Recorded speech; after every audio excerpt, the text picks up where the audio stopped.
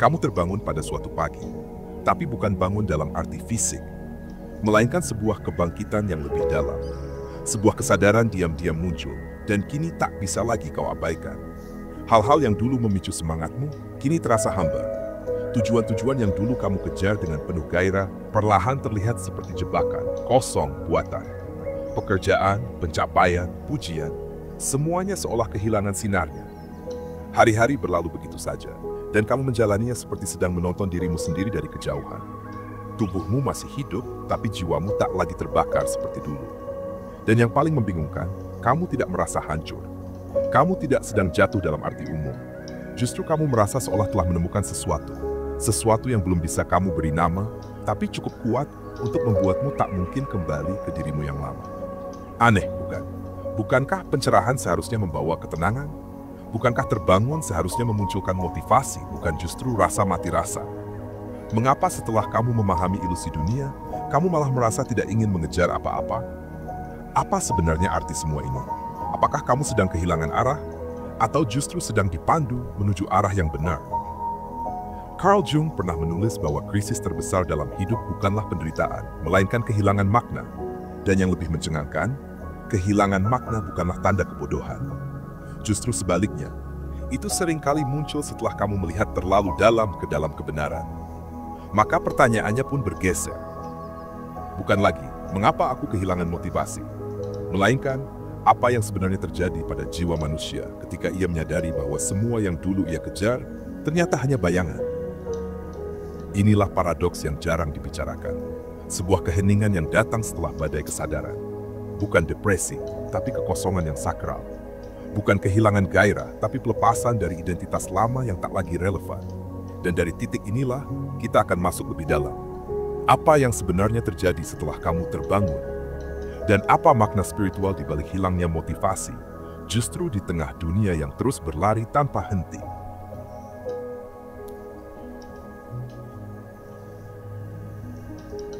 Pernahkah kamu bertanya, mengapa sistem dunia begitu ahli dalam membangkitkan semangat, tapi begitu gagal dalam memberikan makna? Sejak kecil, kamu tumbuh dalam ekosistem yang mendikte arah hidup dengan detail yang nyaris tak bisa ditawar. Belajarlah dengan tekun, raih nilai tinggi, bekerja keras, beli rumah, bangun keluarga, lalu pensiun dengan tenang. Dan kamu melakukannya.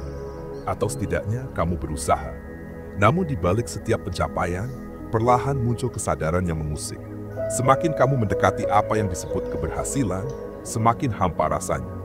Carl Jung menyebut kondisi ini sebagai kehilangan jiwa, sebuah fase ketika seseorang hidup, namun tidak benar-benar hadir. Ketika langkah-langkahmu digerakkan bukan oleh kehendak jiwa, tapi oleh persona topeng sosial yang kamu kenakan agar diterima oleh dunia. Topeng ini perlahan menjauhkanmu dari bayanganmu sendiri, dari ketidaksempurnaan, dari luka, dari kerapuhan yang sebenarnya menyimpan kekuatan terdalam dirimu. Dan disinilah akar dari semuanya. Motivasi yang selama ini kamu pegang bukan berasal dari dalam dirimu. Ia ditanamkan, ia dirancang, ia dipoles sedemikian rupa agar kamu menjadi roda yang taat dalam mesin besar bernama masyarakat produktif. Lalu ketika kamu mengalami awakening, saat tirai dunia ilusi mulai tersibak satu persatu, keterikatanmu pada seluruh skenario itu perlahan memudar. Kamu mulai melihat bahwa dunia tidak pernah benar-benar menawarkan jawaban. Bahwa pencapaian yang diagungkan hanyalah bentuk lain dari pelarian. Bahwa definisi kebahagiaan yang disodorkan media tak lebih dari narkotika halus yang membuatmu terus berjalan tanpa bertanya. Dan ketika kamu mencabut suntikan itu dari nadimu, efeknya terasa begitu nyata. Semua motivasi eksternal mulai layu dan mati. Kamu tak lagi ingin mengejar sesuatu hanya karena semua orang melakukannya. Namun masalahnya, kamu belum tahu apa yang akan menggantikan semua itu. Inilah ruang kosong yang begitu menyakitkan. Ruang transisi yang sering tak punya nama. Kamu belum menjadi dirimu yang sejati, tapi juga sudah bukan dirimu yang lama. Kamu tak lagi terikat pada dunia luar, namun belum menapaki pijakan di dalam dunia batinmu sendiri. Seperti seekor kupu-kupu yang belum menumbuhkan sayap, kamu masih tersembunyi di dalam kepompong, gelap dan senyap. Dan masyarakat tidak tahu bagaimana harus bersikap terhadap hal ini. Dunia tidak siap menyambut manusia yang telah terbangun, namun belum kembali berguna menurut standar mereka. Maka kamu diberi label, malas, depresi, kehilangan arah. Padahal yang sesungguhnya terjadi adalah kamu sedang berada di tahap terdalam dari evolusi batinmu. Inilah persoalan tersembunyi yang jarang disingkap. Kehilangan motivasi setelah terbangun bukanlah tanda kegagalan. Itu adalah fase alami dalam proses kelahiran jiwa yang baru. Fase ini membingungkan karena kamu sedang terlahir kembali, namun belum menemukan bahasa untuk menjelaskan apa yang tengah kamu alami. Struktur lama telah runtuh, sementara yang baru belum sepenuhnya terbentuk. Namun satu hal yang pasti, kesepian itu bukanlah penutup cerita. Ia adalah ruang suci, ruang kudus, yang tengah mempersiapkanmu untuk sesuatu yang jauh lebih besar.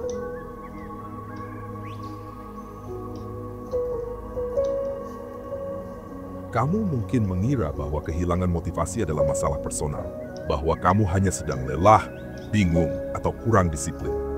Tapi jika kamu melihat lebih dalam dan lebih jernih, kamu akan menemukan sesuatu yang jauh lebih gelap. Kehilangan motivasi setelah kebangkitan bukan semata tentang dirimu. Itu adalah gejala dari krisis budaya yang lebih luas. Kita hidup di era yang menyanjung produktivitas lebih tinggi daripada kesadaran. Sebuah dunia yang menilaimu berharga hanya jika kamu bergerak cepat, menghasilkan banyak, dan tidak pernah mempertanyakan kemana semua itu membawamu. Tapi ketika kamu tiba-tiba berhenti, duduk dalam diam, dan mulai mempertanyakan segala hal, sistem itu langsung menolaknya. Kamu menjadi seperti gangguan kecil di dalam mesin. Sebuah sistem yang hanya berfungsi selama kamu tetap tertidur. Lalu dampaknya, kamu mulai merasa bersalah karena tidak termotivasi. Kamu mulai menyalahkan dirimu sendiri, mengira ada yang salah dalam dirimu. Padahal kenyataannya, kamu justru sedang melihat dunia dengan mata terbuka, dan dunia itu belum siap untuk dilihat dengan kejujuran sepenuhnya. Inilah yang membuatmu merasa semakin asing di tengah keramaian. Perhatikan sekelilingmu sejenak. Berapa banyak orang yang tampak bahagia, tapi matanya kosong. Berapa banyak yang terus mengejar promosi, mobil baru, pasangan ideal, bukan karena mereka benar-benar menginginkannya, tapi karena mereka takut membayangkan apa yang akan terjadi jika mereka berhenti berlari. Ketika kamu berhenti dimotivasi oleh ilusi, kamu mulai melihat ilusi itu ada di mana-mana. Kamu mulai menyadari bahwa sistem pendidikan bukanlah tempat untuk benar-benar belajar, tapi tempat untuk mencetak kepatuhan. Kamu mulai melihat bahwa dunia kerja bukanlah ladang makna, melainkan mesin yang secara perlahan menguras energi hidupmu. Bahkan cinta, yang selama ini dianggap suci, seringkali bukan koneksi antara dua jiwa, tapi transaksi emosional demi rasa aman. Dan di titik inilah jebakan besar mulai menampakkan wajahnya. Semakin jelas kamu melihat kepalsuan itu, semakin kabur arah yang bisa kamu tuju. Karena kamu menolak bermain dalam ilusi itu lagi, kamu kehilangan pijakan di dalam sistem. Karena kamu tidak mau lagi menjadi bagian dari mesin, kamu tidak lagi dianggap berfungsi. Akhirnya, kamu jatuh ke dalam isolasi. Tapi ini bukan sekadar kesepian biasa. Ini adalah bentuk alienasi eksistensial, tercabut bukan hanya dari dunia di sekitarmu, tapi juga dari versi dirimu yang dulu. Dari motivasi-motivasi lama yang pernah memberimu semangat palsu untuk bertahan hidup, walau kamu tahu itu semu. Kamu mulai meragukan segalanya. Apa gunanya bekerja? Apa gunanya bermimpi? Apa artinya bangun dari tempat tidur jika semuanya hanya pengulangan tanpa makna? Inilah paradoks yang paling menyakitkan dari sebuah kesadaran. Semakin dalam kamu terbangun, semakin sunyi jalan yang harus kamu tempuh. Kamu tidak bisa lagi kembali ke ketidaktahuan, tapi kamu juga belum tahu kemana arah yang harus kamu tuju sekarang. Carl Jung menyebut kondisi ini sebagai proses individuasi. Sebuah perjalanan menyatukan kesadaran dan ketidaksadaran, ego dan bayangan, ilusi dan kebenaran. Tapi, seperti semua proses kelahiran, ini tidak pernah tanpa rasa sakit. Dan kehilangan motivasi adalah bagian dari nyeri kelahiran itu. Bukan karena kamu lemah atau malas, tapi karena kamu sedang dilahirkan kembali sebagai dirimu yang sejati. Sekarang, pertanyaannya berubah. Bagaimana kamu bisa keluar dari kekosongan ini tanpa harus mengkhianati siapa dirimu sebenarnya? Bagaimana caramu membangun kembali motivasi yang bukan berasal dari ketakutan, tekanan, atau pengakuan luar, tapi dari kebenaran terdalam yang lahir dari jiwamu sendiri?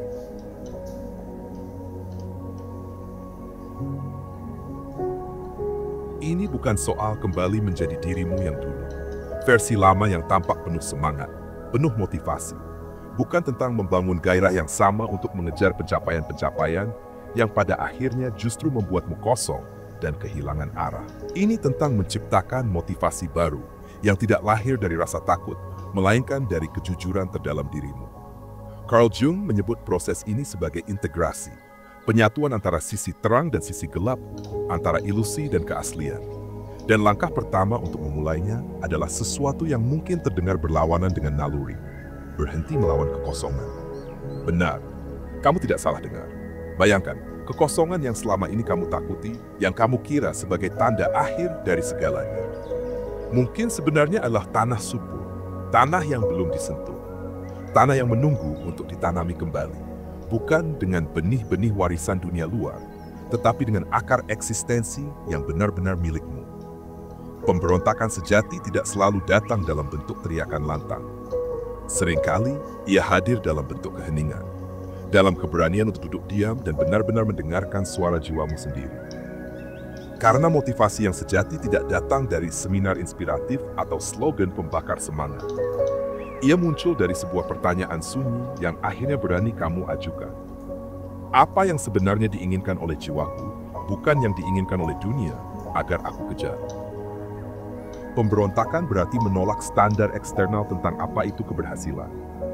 Menolak kepercayaan bahwa nilai hidupmu bisa diukur dari kecepatan berlari, jumlah produktivitas, atau banyaknya validasi dari luar. Pemberontakan berarti memilih untuk menjadi otentik, bahkan jika itu membuatmu terlihat tidak produktif di mata dunia. Dan justru di tengah pemberontakan inilah, kamu akan mulai menemukan serpihan-serpihan kecil dari jenis motivasi yang baru. Motivasi yang tak lagi lahir dari rasa kurang atau ingin membuktikan diri, melainkan motivasi yang muncul dari dalam, dari dorongan murni untuk mengekspresikan jiwamu, karena memang itulah yang jiwamu ingin lakukan. Bukan untuk membuktikan sesuatu, tetapi untuk merayakan keberadaanmu yang unik. Lihatlah mereka yang telah menempuh jalan ini sebelum kamu. Nietzsche, yang kehilangan segalanya, namun justru menulis dari kedalaman kesendirian dan penderitaannya.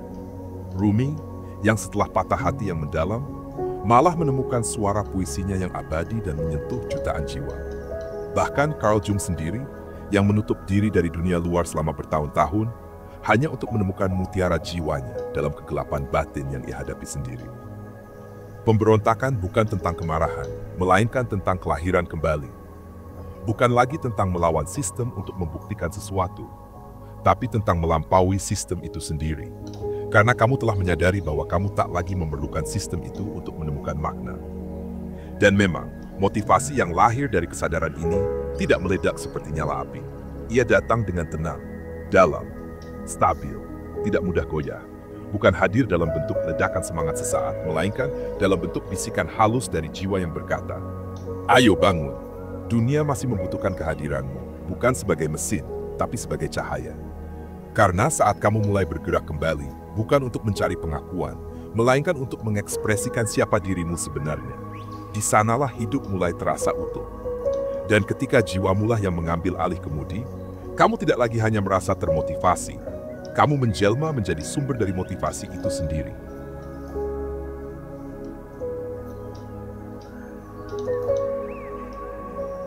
Setelah perjalanan panjang menembus gelapnya diri sendiri, yang kamu temukan bukanlah tujuan besar, bukan pula versi lebih baik dari dirimu. Yang justru muncul adalah sesuatu yang lebih sederhana, lebih sunyi, dan karena itulah lebih agung. Kamu menemukan dirimu yang sejati, tanpa label, tanpa status, tanpa tuntutan untuk menjadi siapapun selain diri yang hadir dalam diam dan kesadaran. Carl Jung pernah menulis bahwa individuasi bukanlah soal menjadi pribadi ideal, melainkan menjadi utuh, mengintegrasikan cahaya dan bayangan dalam dirimu. Dan di titik inilah rahasia besar terkuat. Motivasi lama dibangun dari dorongan untuk menjadi seseorang, sedangkan motivasi setelah pencerahan hanyalah kerinduan untuk menjadi diri sendiri. Kamu mulai menyadari bahwa hilangnya motivasi bukan karena ada yang salah dalam dirimu, melainkan karena motivasi yang selama ini menggerakkanmu bukan berasal dari dirimu sendiri. Itu adalah motivasi yang diwariskan. Ditanam sejak kamu kecil oleh orang tua, oleh sistem pendidikan, oleh budaya, iklan, dan media. Semuanya menyuarakan bahwa kamu harus jadi lebih, bergerak lebih cepat, dan terus-menerus sibuk. Tapi jiwa tak pernah menginginkan itu semua. Jiwa hanya mendambakan satu hal, keutuhan. Dan demi keutuhan itu, kamu harus bersedia melepas segala yang palsu. Disinilah letak ketakutan banyak orang terhadap kebangkitan. Sebab ketika kamu benar-benar terbangun, dunia lamamu terasa sempit untuk jiwa yang kini meluas. Kamu tak bisa lagi ikut bermain dalam sandiwara yang tak pernah kamu pilih. Kamu tak bisa lagi berpura-pura bergairah terhadap hidup yang tak sesuai dengan kebenaran batinmu. Namun ketika kamu mulai menerima kehilangan itu, datanglah satu anugerah yang begitu halus dan nyaris mistis. Ketenangan. Kamu mulai merasa utuh hanya dengan menyadari bahwa kamu ada. Kamu menemukan makna dalam tarikan napas, dalam pijakan kaki di bumi, dalam langit yang diam-diam menatapmu. Motivasi barumu bukan lagi aku harus, melainkan aku boleh. Dan dari ruang batin ini, kamu mulai mencipta kembali. Bukan untuk pujian, bukan untuk pengakuan. Kamu mencipta karena itu adalah ungkapan cinta dari jiwa yang telah lahir dalam wujud barunya. Kamu mulai bergerak mengikuti irama yang hanya bisa kamu dengar. Perlahan, mendalam, penuh makna. Inilah revolusi yang sunyi, tanpa panggung, tanpa tepuk tangan. Hanya kamu bersama jiwa yang tak lagi dikurung. Dan sekarang satu pertanyaan terakhir muncul dalam diam. Jika semua motivasi lama telah mati, apa yang sebenarnya masih ada? Yang ada adalah sesuatu yang tak bisa diberikan dan tak bisa dirampas oleh dunia. Yang ada adalah kebebasan. Kebebasan untuk hidup dari pusat jiwamu sendiri. Bukan demi terlihat luar biasa di mata dunia, melainkan untuk menjadi utuh di hadapan dirimu sendiri. Dan saat hidupmu berangkat dari ruang itu, kamu tak lagi membutuhkan motivasi. Karena dirimulah yang kini menjadi alasan itu sendiri.